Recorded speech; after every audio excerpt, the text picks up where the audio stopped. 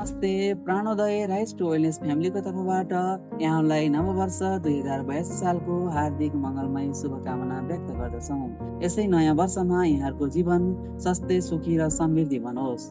र म प्राणोदय फ्यामिलीको तर्फबाट कविता वाचन गर्न गइरहेको छु।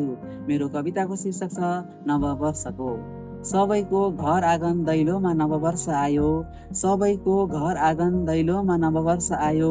हर्ष खुसी उमङ्ग बोकी सबैमा समृद्ध छायो।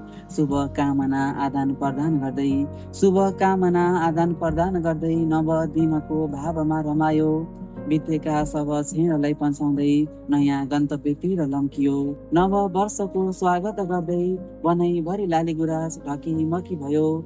बसन्तले पालुवा पलायो, कुहु कुहु कोइलीले क्या मिठो गीत सुनायो। नव वर्षकै स्वागत गर्दै हेर भित्ताको त्यो नयाँ क्यालेन्डर क्या मुस्कुरायो। खुसी छन् ती विद्यार्थी पनि एक खुड्किलो माथि चढेका छन्। नव वर्ष सबै साथी नयाँ त्यसै माथि रमेका छन्। बित्दै जाओस् समय खुसी उमङ्ग हर्षको। यो कविबाट पनि हजुर छ है लाखौँ लाख शुभकामना